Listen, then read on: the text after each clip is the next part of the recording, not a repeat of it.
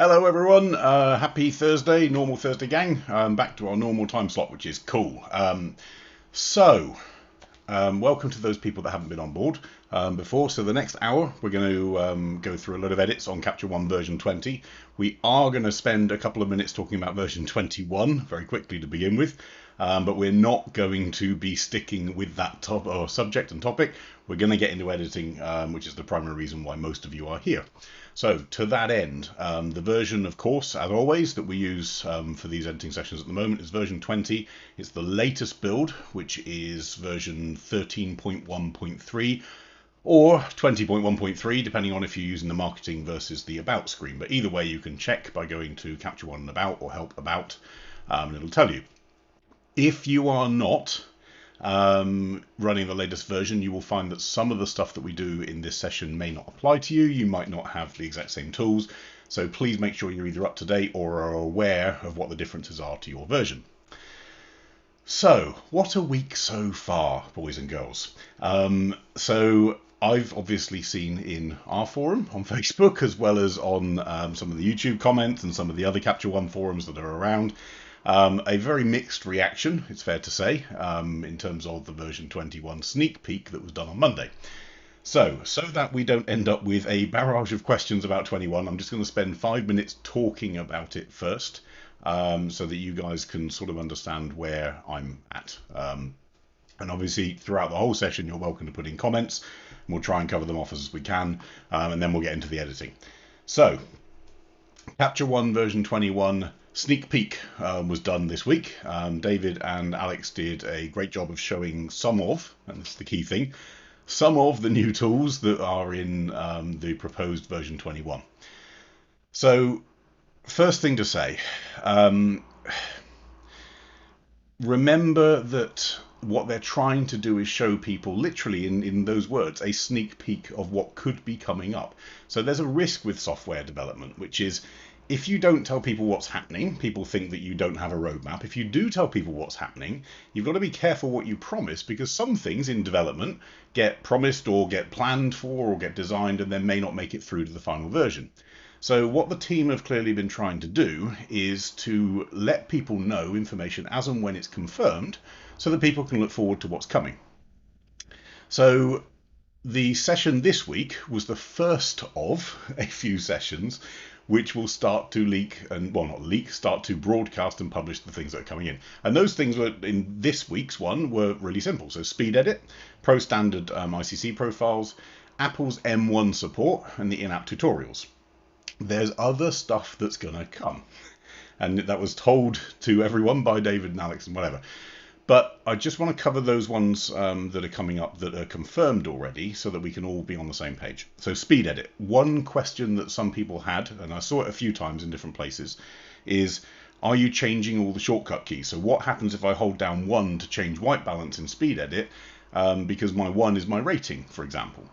They've done this well, I can tell you. So basically, Capture One recognizes whether you're pressing a key or holding a key. If you press the number 1, it will still give you a rating of number 1. If you hold number 1, then speed edit becomes alive, and then you're able to do the adjustment using your scroller. Same with Q, same with W, same with A, same with S, and so on. So don't worry, they have thought about the usability, and if you looked very carefully in the video, you'd see on David's screen there's a little delay while Capture One's working out, did you mean to press a key, or did you mean to hold it and do speed edit? So that's speed edit. And for people that do batch editing, so wedding photographers, commercial photographers, even some landscape photographers, in terms of capturing a different scene different ways, or the same scene different ways, that can be useful. For me personally, it's not the biggest feature that I'm looking for, but not every feature in Capture One is designed for every style and type of photographer. So, Pro Standard. One of the other things that was announced this week was that Capture One have re-engineered a lot of the ICC profiles for different camera manufacturers and different camera bodies. And I know, looking in our own Facebook group, there was a bit of frustration, let's call it that certain cameras weren't included and so on. But again, if you listen to what David and Alex said, and they were quite clear on this, which was this is cut one. This is the first group of cameras that are launched with Pro Standard. So to generate those profiles takes time. They can't do every camera model in the world instantly, and they probably will never get to every camera model in the world. But what they've done is they've created Pro Standard ICC profiles, which look great for cameras that cover the bulk at launch of all of the camera data that they have from Capture One users. So that may not match the market, it may match what's being used in Capture One. But again, it's step one. So step one, get the Pro Standard profiles out there. Step two, start to release it for more and more and more cameras. Great. So there's a positive in there, which is nothing that David and Alex ran through this week was this is what's happening and that's the end of the story. It's this is what we're planning and it will continue to grow. So M1 support. I've seen some examples of the M1 laptops actually running Capture One exceptionally well, and that's using Rosetta 2. So Capture One version 20 right now is possible to run on Big Sur on an M1 chip, and it runs great. Now that's not the native support for M1, so it's not the special binary that Apple are asking software developers to transition to, but it's still lightning fast using the translation thing, so you don't have to worry. One question did come up, which was, will version 12, will version 20/13 support M1 natively? And so I don't know the official answer on this, but if it was my money in a software development company, I wouldn't be putting support for M1 into version 20. Why? Because that's backward looking. So the next versions of software that need to natively support M1 will be version, I don't know, 22, 23, 24, 25, and so on. Capture One has committed that they will release a version of Apple Silicon based code for the M1, so native M1 support in version 21. I don't think they mentioned version 20, and that may be intentional. I'm not entirely sure. And then the final bit was in-app tutorials. So don't underestimate this. It's actually, it was one of the I saw one of the comments that was like, oh, it's helped. Well, actually, it's a bit better than that. So one of the things that quite often confuses people is they're looking at a tool or they're looking at a feature in Capture One and they're not quite sure how to use it or what it's for. So rather than going out of Capture One and going into something like this YouTube session or whatever and learning it as part of a bigger program, there's a quick 10-20 second snippet. I think it's generally David doing it, but there's a quick snippet that just tells you a brief guide to how to use that tool. So to a lot of users where there's an obscure tool or something that you've never used before, that's a really, really useful place or useful thing to have. Okay, and then finally, before we move on into editing, yes, editing. Finally, I just want to say one thing. What I'm starting to see around the internet is certain things that are promoting, if you buy your version 20 license from us, then we will give you a version 21 upgrade. That's from a dealer, and I'm going to be completely candid now. It's absolute rubbish. It's nothing to do with the dealer. Any version or any copy of Capture One that you buy now, which is version 20, you will get a upgrade to version 21 regardless. So it's great that the dealers are pushing it. It's great that the dealers are supporting it. And some of the dealers that are out there I know have fantastic programs and help for users and so on. But you're not tied to a certain offer or a certain promotion. If you buy version 20 now, you will get version 21 included as part of that purchase. The other thing as well, just to sort of draw a line on it, is I asked a question yesterday actually in the Facebook group, which was, if you could have all the bells and whistles and all the tools and all the toys, or you could have Capture One just focusing on raw editing and being the best at that, which would you choose? And opinion's quite divided, and I get that. Here's my stance on it and why I'm less concerned about the version 21 upgrade as other people have been. 21 is going to have some extra toys. We know that. So you've already had some of those toys announced. There will be more to come, and David and Alex have promised that. So look out for the next Capture One live, and they'll talk about the next batch of toys they want to bring to the table to show you ahead of launch. but they're doing it ahead of launch. And one thing that we do know with every version of Capture One, whether that's from 11 to 12, 12 to 13/20, 20 to 21, is under the hood, the improvements that are made are probably, in my eyes, bigger than all of the individual toys and everything that get added. So to me, what I'm looking for is improvements in the engine. I'm looking for speed improvements. I'm looking for catalog management improvements. I'm looking for enhancements to the way that the images look. And my gut feel on this, as well as some steer, is that those things will always continue to get better with every version. So yes, this week only showed a small snippet of what's coming in 21. To some people, it would have been music to their ears. To others, it would have been quite disappointing.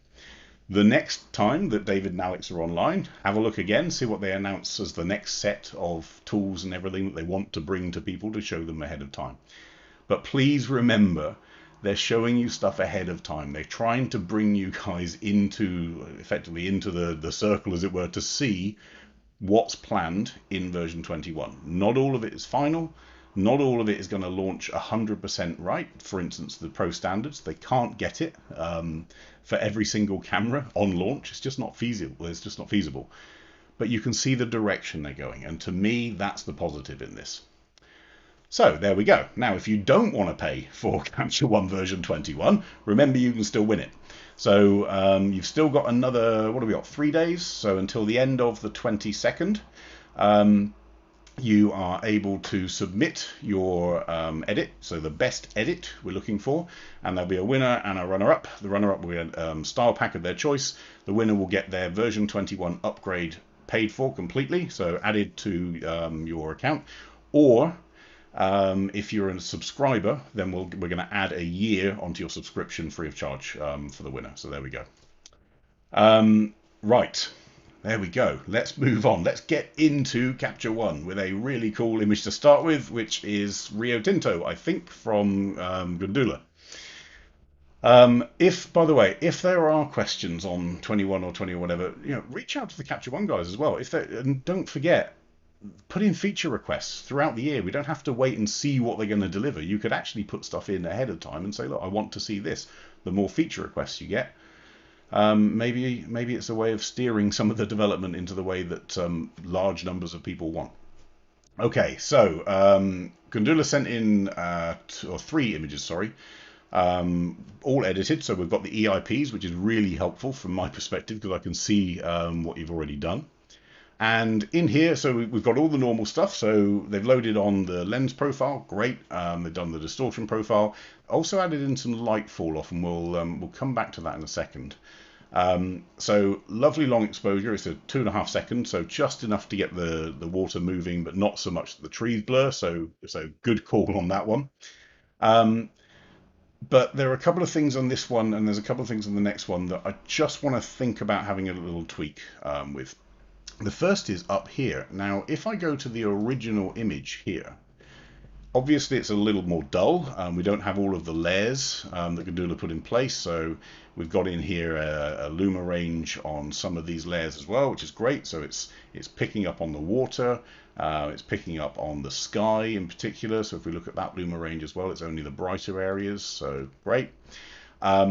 And we've got some adjustments in there. So we brought up shadows, we've actually made the whites whiter in the sky, which is a little surprising, but actually it's a way of making it look less stormy. So we can see with it pulled down, it's less stormy. If we pull it up, it's a bit more vibrant, and maybe that's designed to match down here.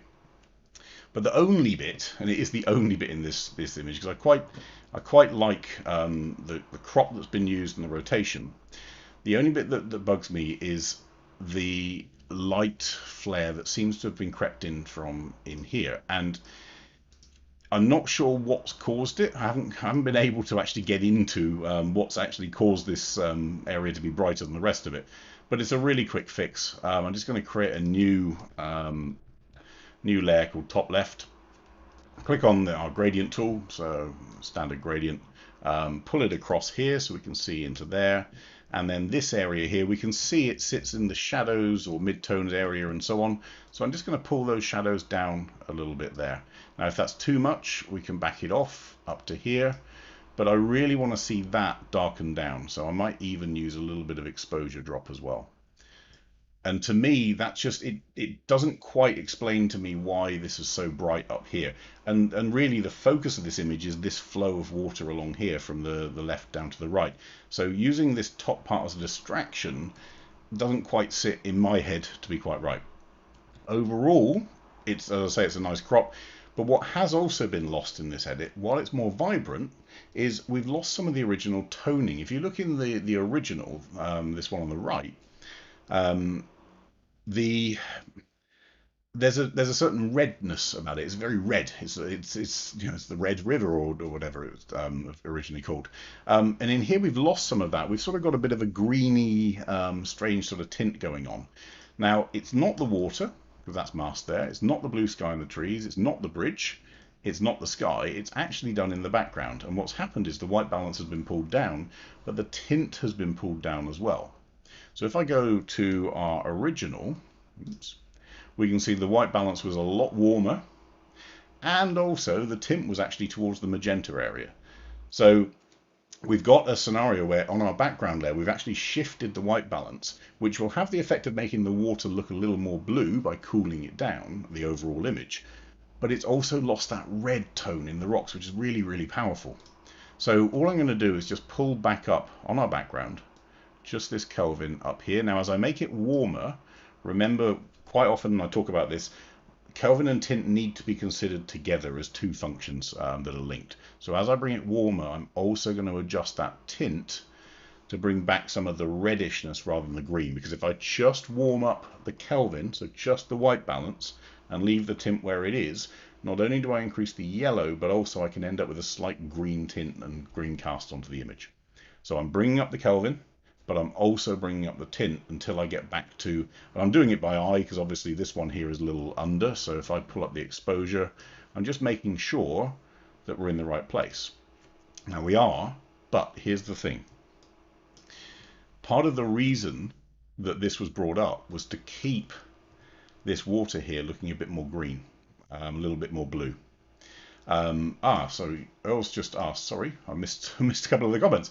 So if you pull up the exposure in the original, is the white flare in there also? No, that's the weird bit. So if I pull this up, it's brighter, but it's not to the same extent that we have up here. So there's something a little unright. And what I thought originally, to be honest, was I thought it was this light fall off adjustment, and it can be, because actually anything more than 100 is actually adding in extra rather than just correcting it.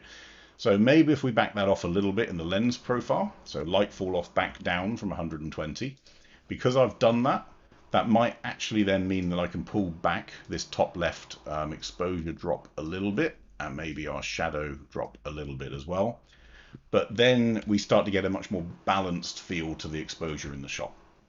If we want to make sure that this water, and it's masked here for us, has still got that nice blue tint and so on, then because the background has had its white balance warmed, we're going to just cool down this layer. And luckily, you know, we've already got the layer done.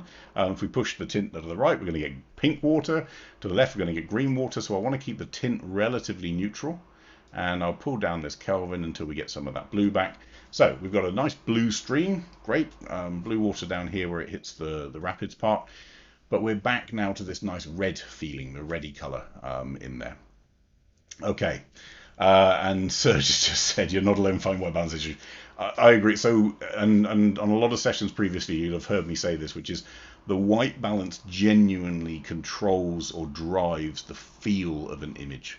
So genuinely, it's the one thing that if I could tell anyone to focus on, it would be white balance. And in my experience, auto white balance doesn't quite get the feel of the image that I'm always trying to get. So yeah. Ruben's just said, looks like the water flow to the bottom right has lost detail. Yeah, a little bit. And it's because I think we've had a lot of stuff brought up. We can fix that very easily. So we'll just pull our whites down and pull our highlights down a little bit so we get the detail back. The result of that, of course, is that I'm also seeing more color now because I've recovered some detail in there. So maybe now that Kelvin's a little bit too cold. So maybe we bring it to there. But that now looks pretty good. As I say, there was nothing really massively wrong with the initial edit. It's just, this is just a bit of tidying up that makes it a bit more complete. And good morning, Bruce. He's made it from Missoula. Okay. So the next one, I just want to touch on this very quickly because it's not a massive change that we're going to cover, and it's here. So this was a shot, same series, I believe, and this is the crop, the final image. And this was, I think, a version. Let me just create a completely new variant. So right click on the image and we go to new variant and we get back to the original raw. Now what struck me with this shot and this crop in particular is I'm missing all of this lead in here, and I quite like it. I like the fact that the water's coming in here. So I get the crop and I understand why the crop's been done, but in my head we need more of this, if I'm honest. So Ruben's just asked, where is it? It's Rio Tinto, apparently. I haven't seen it myself, but yes, that's where it is. So on this shot here, we've got quite a tight crop, and we can see that there, and it's designed to get rid of some of this rock. So I've got a thought on this. The image has already been rotated to make sure the trees are upright and whatever, so that's the correct move for this. But I want more of this corner and less of this corner. So I can't rotate because then my trees are going to be off of vertical. So what I can do instead is, frankly, cheat a little bit. So we can stretch as if we had a bit of a tilt mechanism on our camera. So we can actually take our horizon, well, our level point using our Keystone Tools. The keystone's up here. If I hold down, I can choose vertical keystone, horizontal keystone, or four-way keystone. In this case, we're doing horizontal. And in this scenario, I'm going to leave the top where it is. And what I'm going to do, remember these lines are telling Capture One what should be level. So I'm going to trick it, and I'm going to pull this up. And before I hit apply, think about what's happening. So I've just told Capture One it's got to keep this bit here level, but it's got to make this bit on that angle level 2. So what it's going to do is it's going to maybe leave this bit alone and stretch this distance to match this distance. In other words, pull this bit down on its own. Not the same as rotate. So rotate moves all four corners. By doing this, we can pull this out of the way. And then I've got a question on crop. So I'm just going to go to unconstrained for now, just so we can work out where we want to end up. It's a bit strained. There we go. But now I've got so much more of that lead in of the water. And to me, this then is just so much more dramatic because you've got all this river up here. If we want to, we could do a quick, let's just put it in here, a quick little brush over here. And there's our rock there. And what I can then do is use our color editor. So I've not only brushed over here, but I can say with my advanced color editor, click on this picker, this section, and actually I'm going to go a little bit further as well. So anything in this section, I'm going to bring the saturation down a touch, there we go, and the lightness down a touch, and it starts to disappear. A couple of people have said that the water is a bit pink. I agree. So I'm guessing Nick was agreeing with Claudio's statement as well. So let's just have a little look. So if I go to our Waterfall Mask, which is all of this lot here, let's see what's been done, which is there's a custom white balance and there's quite a heavy tint to the side of pink. If I look at our background, this is our natural white balance, 4-5 in white balance and pretty much 0 in tint. But our waterfall has been warmed up and heavily tinted towards magenta. So what we can do if we want to knock that out is just pull that tint back down, get it a bit more neutral. And also with the waterfall, let's pull back highlights a little bit. Oh, actually, no, let's not. Let's pull back whites a little bit because I want to pull it back off of being overexposed, but I don't want it to look dull and flat. And we can use our clarity slider and a bit of structure just to make it pop. So we go from this image, let me just zoom out. Yeah, here. Up to here, which in my head just feels a bit more inviting. It feels like you're leading into the river. And the whole image here, yes, I agree, and I think this is where Gundula was starting from. This rock is a little bit distracting. However, we can fix it or cheat a little bit by using Keystone to pull it down. And Gundula's just actually pointed out, yeah, so the river is red. That's why it's a little bit pink in the image. So again, because we've already got the mask on there that Gundula's made, which is the Waterfall Mask, we can completely independently control effectively the tone and color of this river. So if we want to bring that tint back up again, we can. Entirely up to you.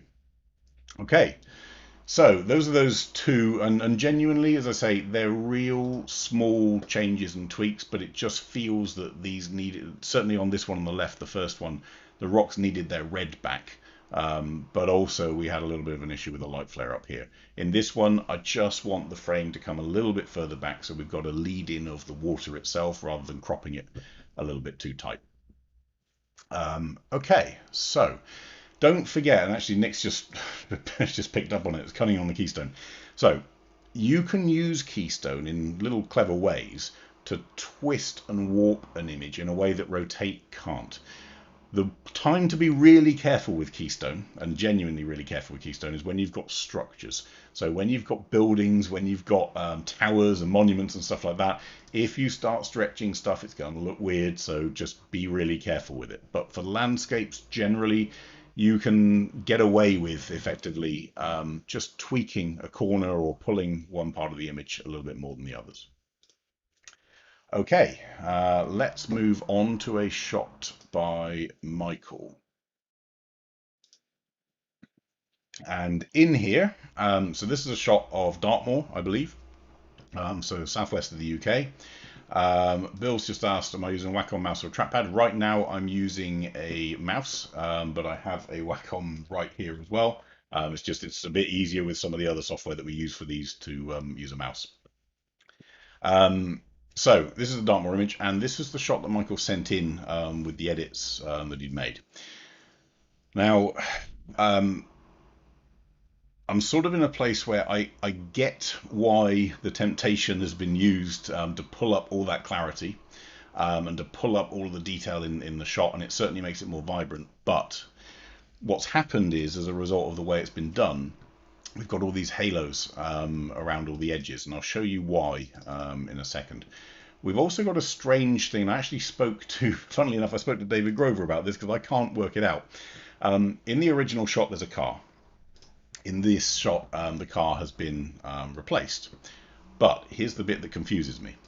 If I create a new healing layer, and let's just get rid of the car in our raw. Here we go. And I can choose a different area. That'll do. Okay, I'll come back to it in a second and do it properly. But you see I've got this heal layer up here. And likewise, if I create a clone layer, so there's my original area, here's my new area. Okay, so that's blended in nicely. I now have a clone layer, and I've got a clone layer icon. In Michael's shot, and I can't understand this, we've got all these adjustment layers, but I don't have any clone or heal layer, and I can't work out what layer has done that, how it's been done, what method or anything. I'm very confused, but we're going to start from the raw anyway. So the reason that we've got all of these really, really bright halos and all of these artifacts, so you see up here you've got these patterns, which the patterns don't make sense because in the original there's no pattern in there. What that's come from is an overuse of clarity and an overuse of structure. And I can see on here, let me just zoom out, sorry, so you don't get confused. So we've got a layer here for foreground with 97 clarity, but also punch. So remember, in clarity, there are 4 different types of clarity you can use. Punch is pretty much the heaviest and most unnatural type of clarity we can choose. It has some great benefits. So if you're using it on cities at night and lights and stuff, it can be great because it adds saturation as well as the heaviest form of clarity improvement or enhancement. Neutral is the heaviest form, but without the saturation boost. Classic is old clarity, and natural is the one that's a compromise between them and tends to look the most natural. So we've got the biggest hitting clarity method, at 97 out of 100 on this foreground. Then on the middle ground, this area, we've got another, remember these are cumulative, so we've got another 100% clarity at punch. And then on top we've got another layer, middle ground 2, which has got another 100% of clarity and 10% structure. And then we've got middle ground 3, which is another 100% clarity and 66% of structure. And we're building on each and every layer, we're building and building and building more and more clarity. Now, clarity is great for getting out fine details, but if you compound it with too many layers, one on top of the other on top of the other, you're going to do two things. One, you're going to force Capture One to create contrast where contrast wasn't there before. And the way that it's going to do that is it's going to add halos. The second thing is if I put a layer of clarity on top of a layer of clarity and again on top of a layer of clarity, we can end up with these things here, which we call artifacts, which is where Capture One has started seeing what could be just noise, and it starts thinking, this is a different area, I'm going to add some contrast to it. And these are contrast lines on noise, and it's where the clarity's just been too much for it to work out what's going on. So a couple of questions on there. Was the clone layer renamed maybe? Well, if I go into here and I rename my clone layer, nope, because I still have my icon. It could, I haven't tested this, but one of the questions is, could the development or the original edit been done before version 20? Maybe, I'm not sure, but for the purpose of this, it was just a bit confusing, so we'll just do it ourselves a different way. And then, where are we? Jose's just asked, does clarity affect the noise of an image like creating more grain? It won't unless you compound it. So if you do, like in this case, a layer of clarity and another layer of clarity and another layer of clarity, you are going to get additional noise, but the noise won't be in the form of noise, it will be in the form of artifacts, so there's weird patterns and so on. So, clarity. Number one rule with clarity, sparingly. Use it sparingly. Not just because we want the image to look genuine and real and natural, but also because, as you can see, if it's overused, you can end up with artifacts that you really didn't want, and that can be a problem. So here's our raw, and if you remember, I've just created already two layers on there. One is a heal layer to get rid of the car. One was a clone layer to blend in the top of the healing layer. So generally, if you really want to blend something in, use the heal and clone tool together. That'll make things look quite natural. Now we can see in this image, what's great is we've got loads of detail in here. Even though it looks a little bit lost, we've got a lot of detail in the original raw. So in here we've got a shot that was taken with an EOS 450. I'm not sure what. Oh, there we are. The EF. Oh, so it's an EFS lens. It may not be profiled in here, so we leave the generic lens profile in there. I'm going to turn on Chromatic Aberration. I'm not too worried about diffraction out here. I mean, if we turn it on, let's see if it's making any improvements. It probably isn't too much, so I'm going to leave it off. But on my curve, we're on the auto curve, and remember that's going to give us a lot of peaky contrast. So let's be careful with that, and let's look at our linear response curve, or even film standard. So if I go to my auto curve, it's looking pretty good. If I go to linear response, it's looking a bit better, apart from in the sky. And actually, it's pushed the sky a little bit too much. So what would happen then if I pull down our exposure in the sky? Oh look, we've got all our cloud information there. So if I go to my auto layer again, yes, we still have the clouds, but linear response seems to have a lot more almost depth to it in this case. So even though it looked like an image which didn't have a lot of contrast in, and normally we use linear response to calm down contrast. In this case, because we've got these real bright highlights up here in the clouds and some deep shadows down here, using the linear response curve almost flattens the image in a way that we can now work with it a bit better. So with that curve applied, I've got a lot more detail in here. And if I just do a before and after, so that's with auto, that's with linear response, with an exposure change, of course, as well. So let's just pull that up a little bit here instead. And instead of doing this in all these different layers, I'm just going to create some real basic layers. So number one, let's pull down a real soft graduated filter. So I'm just going to call this one Sky. And with our sky, I'm going to pull down the highlights a little bit, and I'm certainly going to pull down the whites so we don't have any of these overexposed. But I'm also going to introduce a little bit of clarity, not a huge amount, maybe up to, I don't know, 20 or 30 or so. That works. Now, overall in the picture, I kind of want to warm it up a little bit. So we've got some shot, it was at 4800. I'm just going to boost it a touch, not a huge amount. And I'm going to introduce a little bit of tint as well, just to get away from that sort of green tone that we've got in some of it. And then we can start looking out here into the distance, because what I do want to do is pull out some of this detail, but I don't want to pull it out in a way that introduces all of these halos and everything over the hills.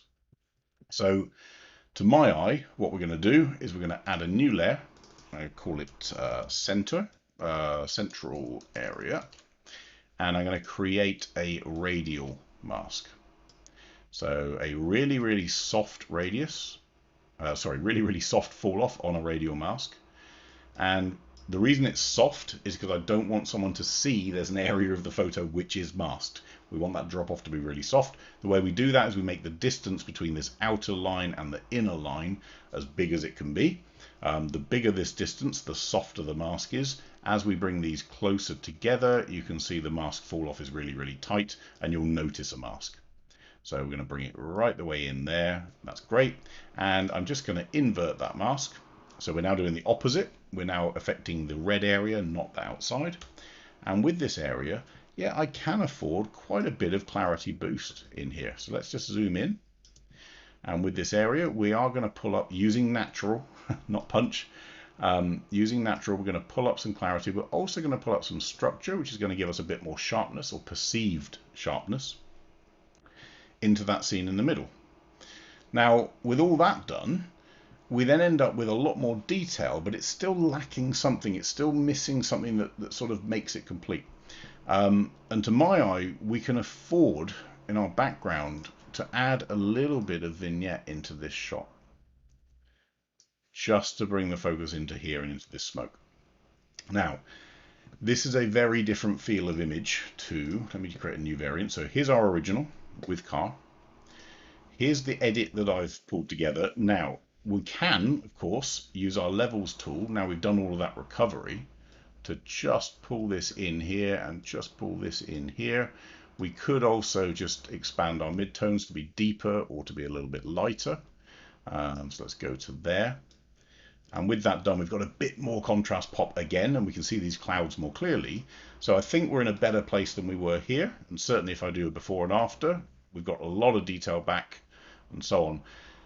But I wouldn't take it quite so far as here, because at this point, and you can see it's the punch tool that's done it, it's adding in all these extra color boosts, all these extra contrast boosts that weren't there. You know, when we've got 4 layers effectively of clarity, one on top of the other, each of them punch and each of them adding in color as well as contrast, you just end up with something that can look a little too animated or cartoony compared to reality.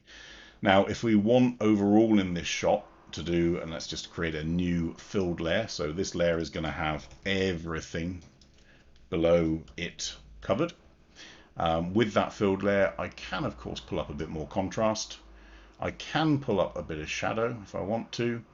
And we could put some global clarity on if we wanted to. So there's a subtle addition of clarity on top of the whole picture. And we get back to a scene that was there. It's just when it's overdone. So all those layers just compound on top of each other. And you're making a tool, which is this punch clarity tool, which is really quite severe to start with. You're getting it to build on an existing punch clarity and another punch clarity and another one. And we just get over the top. So where are we? A couple questions. So Bill's just asked, why not start every file with linear response? Because it's not always the right answer. It's the quick answer, Bill. So I'll give you a bit of a view from my editing. 9 times out of 10, the auto curve is perfectly fine. The auto curve does a good job of adding in a little bit of contrast, and as long as you don't have a high contrast image with exceptionally bright highlights or exceptionally deep shadows, the auto curve does a really good job of putting in almost a default S or a mini S, which adds a little punch of contrast to the image overall. And what I found was most of the time I would start with linear response, do all of these adjustments, and I'd end up back at what effectively auto was going to give me in the first place. Where linear response is really useful is when you want to start from a flat base with all the detail, no adjustments made really. Linear response is as close as you can get to genuine raw data within Capture One, and you can use that to then pull out detail that you want rather than try and recover detail that Capture One may have taken a bit too far to start with. Grant's just said might be an old image if it's a 450D. And the engine, yeah, the engine was Capture 120 even on the edit, so it's a current engine, it's current Capture One engine. But yes, I haven't. That's quite an old car. It's an old Escort, I think. Is it Escort? It's a Ford or something. But yeah, to me, the natural view is always going to be a bit better. And actually, the haze in here, you know, we spend a lot of time doing dehazing. So we spend a lot of time in the curves tool and levels and so on, fixing haze with clarity as well. Part of this scene is the haze. It's the smoke that's coming off of those hills. So use it now. What Michael had done before, I think it was Michael. Yes, sorry. What Michael had done before was enhance that smoke even more, but it's ended up with this blue cast on it. And it's started introducing these weird halos over here, and I think it just needs to be a bit more subtle. Okay, and yeah, I also said you'll never get rid of all that haze in a good way, in part because the picture is about the haze. We've got smoke in there, so let's focus on it. Okay, one from Don. This was sent in a week or two ago, I think. This shot and this shot. So which one shall we pick on? I think we're going to pick on this one. This one here, I can tell you now, Don, one of the reasons why the rock, one of the questions you put in was whether or not it's been slightly overdone. One of the reasons why the rock is slightly overdone, and funnily enough, little link here, punch clarity at 100%. If I pull this down to natural, you're going to see that some of those colors disappear. And if I pull this down a little bit and the structure down a little bit, and actually I'd be tempted to pull down the exposure a bit, it starts looking a bit more real and a little less manufactured than with that punch clarity. Punch clarity is a really powerful method of enhancing contrast in the image, but you've got to use it in the right scene. If you use it in the wrong scene, it's not good. Okay, are there any other questions I've missed? Let me just check.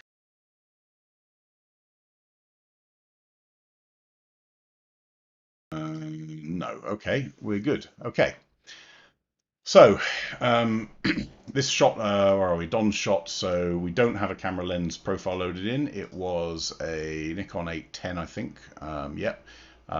With some sort of lens. I'm not sure what lens it is exactly. But it's a 200 to 400 in some way. It may be that you had an extender on the shot, and that's why. Sorry, there was a question. There we go. Will a night filter for light pollution help in these haze images? No. Is my short answer on it. A polarizer can, for sure. So a standard daylight polarizer can. But the night pollution filters, they cut certain wavelengths of color effectively, not quite the same as cutting out haze. So on this shot, we've got a little bit of a lean. Although, do we? It's a bit of a weird one here because I think this is just the angle of the beach that's maybe coming down because these trees look quite upright. If I were to use our straighten tool up here, let me just make sure we've got our chromatic aberration turned on. Okay. Let's just do our straighten here. So yeah, it's a bit better. It's worth doing, I think. Just because, and this came up in another picture the other day. I can't remember whose it was. I think it was on Facebook. And as we get nearer to the edge of a frame, remember the edges of your frame, especially if you're printing it and framing it and putting it on a wall, the edges are straight. Obviously, you can have round frames, and I get it, but in general terms, a picture edge is straight. As you get nearer to the edge, any deviation, so any slight angle variation or any curve or anything like that, has to be purposeful, otherwise it looks awkward. So if it's a big curve, no problem. If it's a big angle, no problem. If it's slightly out, there's a bit of a challenge. Okay. what's great in this image, and to be honest, there's quite a lot of noise in this shot. It's a very noisy image at 1250, but these layers, these textures are fantastic. So let's have a little play with them. So first off, and this is actually Don's edit. If I go to the new original, so here's the original variant. It's a bit different for sure, but I really like the edit. What it has done is made the water a bit muckier than it was originally, but I like the warming up of this stuff here. So we're going to stick with that. Let's just have a look at our masks. So I'm pressing M on the keyboard to see my masks, and that means that I can go through these layers one by one. So we've got one for trees, one for the water, one for rocks. They're all quite rough masks, not really a problem. And we've got this surf rock here, which is a specific, oops, press the M key wrong, a specific layer down here, and this surf rock had a little bit of black reduction and a bit more clarity than the rest of the sea. So let's start with our fog up here. In the original, we can see there's actually a lot more detail up here than there is in this one. And my temptation with the fog layer is actually to pull back some of the highlight and some of the white to get some of that detail back. It does have a custom white balance. Slightly off. So if I go to the original, obviously the original was much cooler, hence the blue. But in this one, it's a little bit warmer. What doesn't quite make sense to me is how yellow this sky is. So on here, I'm just going to cool it back a bit and switch that tint again so we don't end up with the green that can happen. That to me just feels a little bit better. Not quite so yellow, not quite so overblown in that sense. An interesting one to try on here, let's just go on to our curve. So this has been loaded in with the Nikon portrait curve. If I were to go to auto, what would have Capture One have done? Well, not a great deal of difference. What happens if I go to linear response? Whoa, really dark. So the portrait and the auto curves have basically boosted the contrast in this. Linear response, well, we're going to have a bit of a challenge with using that one. So we're going to leave it as portrait, but in the sky, I do want to pull down some of that just so that we don't get these bright spots up here. Now, on top of that, you can see up here, we've actually gone over the trees a little bit with this mask. It's a real quick fix for doing that. Let's go to Luma Range. And with our Luma Range, we're going to include everything that's bright, but start to remove anything that's the color of the tree with a soft fall off. So up to there, and nice wide radius. So in other words, a smooth transition from what's masked to what's not. So Luma Range, remember, allows us to be able to choose an area of luminosity within a mask that we've drawn. So in this case, we've got a mask that's over the sky. It's a bit rough around the edges, but because the trees are such a different tone or such a different amount of luminosity to everything else in the shot, we can exclude them using a Luma Range. So if I hit apply, we don't have quite so much of that dark area here. Back on my mask here for trees. So what we can see here, the trees mask has gone over the sky. So why don't we do the same? Let's go to our Luma Range, and we know the trees are dark, so let's include everything that's dark, but then pull back the brighter areas, the highlights, until we start excluding the sky. And this fall off is basically the ramping of what's included and what's not included, so we get a softer effect so people don't notice there's a hard mask around it. But what this does is it means that these masks start to become a lot more refined than the previous just brush strokes. Let's go to rocks. Well, rocks is the same luminosity as the trees. I'm going to play with that in a second anyway. We've got a slight vignette on the image. I'm not sure it needs it. I actually prefer it without the vignette, to be honest, because the vignette creates this false darkening in these two corners up here, which doesn't make sense with the sky in this way. The sky could continue up. What I am going to suggest is we maybe lose some of this at the top. So what we can do on here, if I go to a medium format crop, so a 4:3, we can actually afford to do that. And now, I don't know if you heard that, but that was someone with a motorbike with a hole in its exhaust going by the sound of it.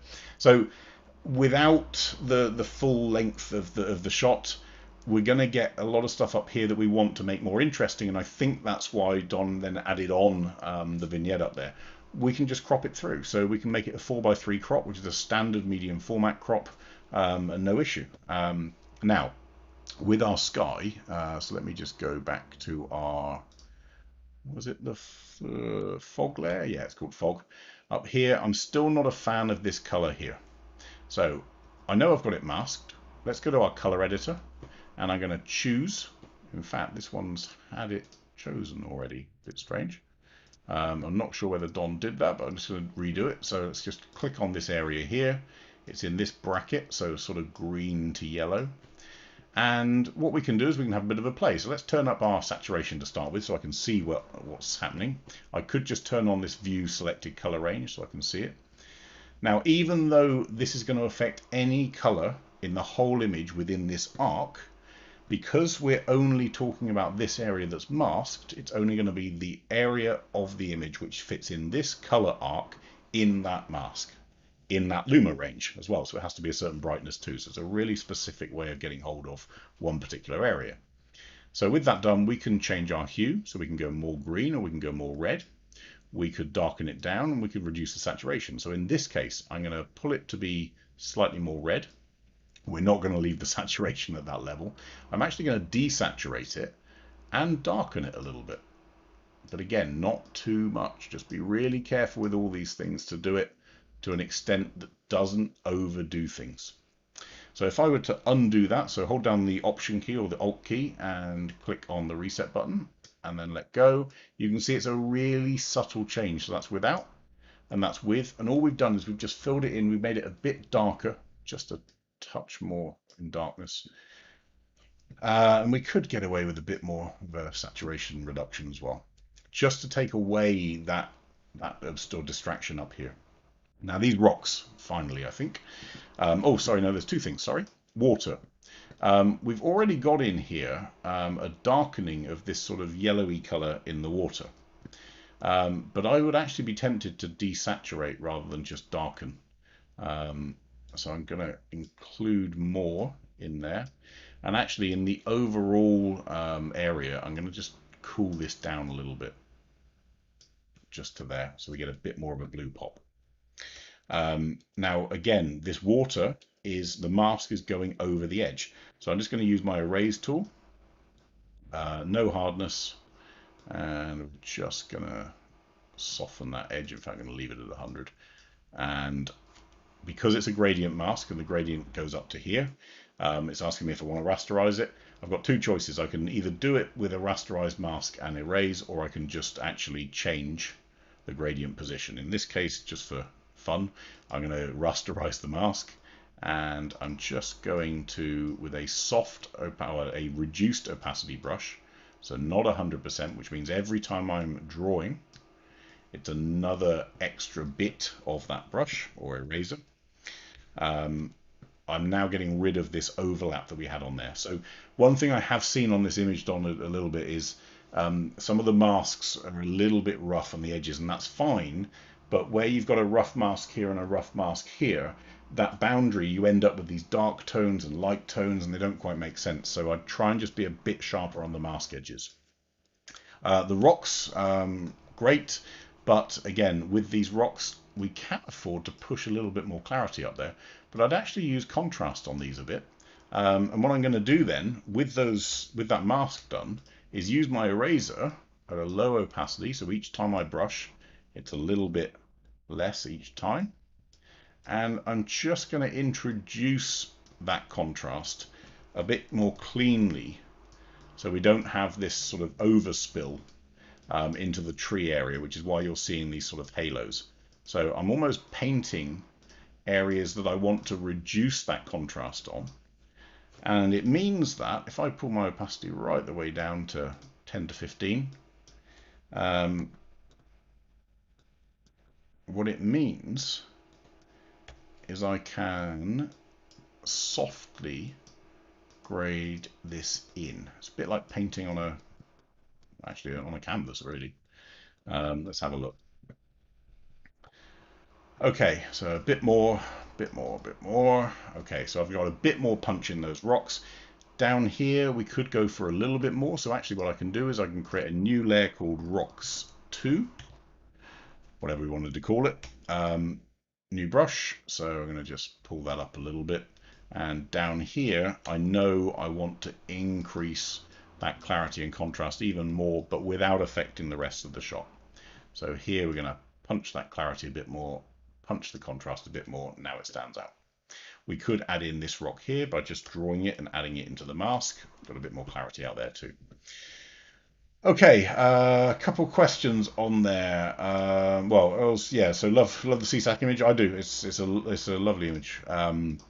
So when you have such a difference in tones and exposure between the trees and the sky behind, don't you have to look at defringing? Yes, in theory, but funnily enough, there isn't actually any in here randomly, Claudio. So I looked for that. Typically, if you've got a very, very highly exposed background and a dark shadow, especially towards the edges of the lens, you can end up with some pretty heavy fringing on there. Focal length can help with some of that stuff, but in this case, it's done a good job.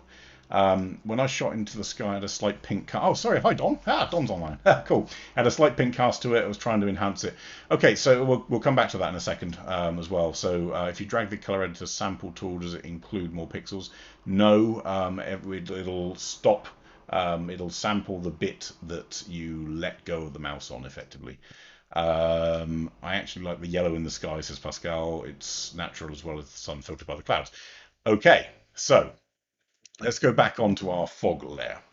And if I take that off, so off it was slightly yellow. Don's saying we want to enhance some of the pink into the sky, and Pascal's saying we want to bring back some of the yellow in there. So let's do that. Let's pull up more of a pink tint if we want, and a bit more warmth if we want. I think that's still a little bit away from where the original edit was, but no issue with it. And actually, it does sort of work out nicely. It's nicely balanced by the blue down here.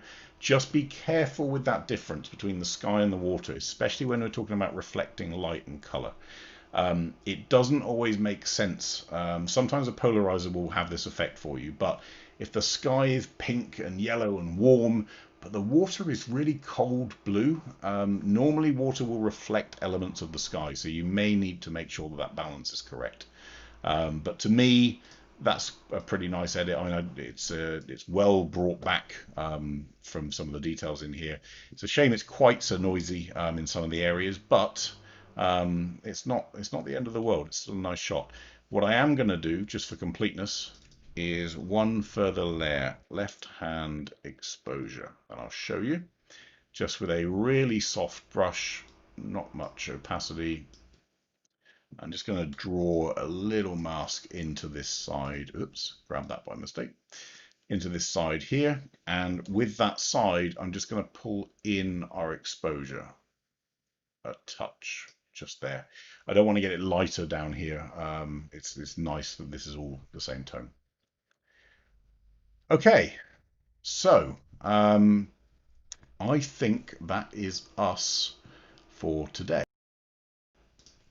Again, going back to what we said earlier, you're going to see more and more announcements on version 21. They'll come from Capture One. You're going to see more of those guys talk to people about the upcoming features, the stuff that's in development, the stuff that's thinking about releasing and so on. So do tune into them, enjoy them, but take them as they're intended, which is a sneak peek into what is coming down the road. Not the complete list of features, not the complete list of engine changes and so on. But in general terms, it's a good thing that you've got a software company that's trying to be open and show you what's coming down the road. And so in part as well, so you can maybe to a certain extent influence some of the future developments, especially through feature requests. Please use them. Again, if you want to win your update to version 21, then you've got 3 more days to do it. So go to paulreefer.com/future of editing, send us your best edit. It's not the same as your best photo. We want your best edit of a photo. It could be a recovery, it could be an enhancement, it could be a great way of using one of the tools. We don't mind. David and I will go through those next week and we'll let you know the winner. In the meantime, all of this stuff will carry on all the Facebook group stuff and obviously your comments.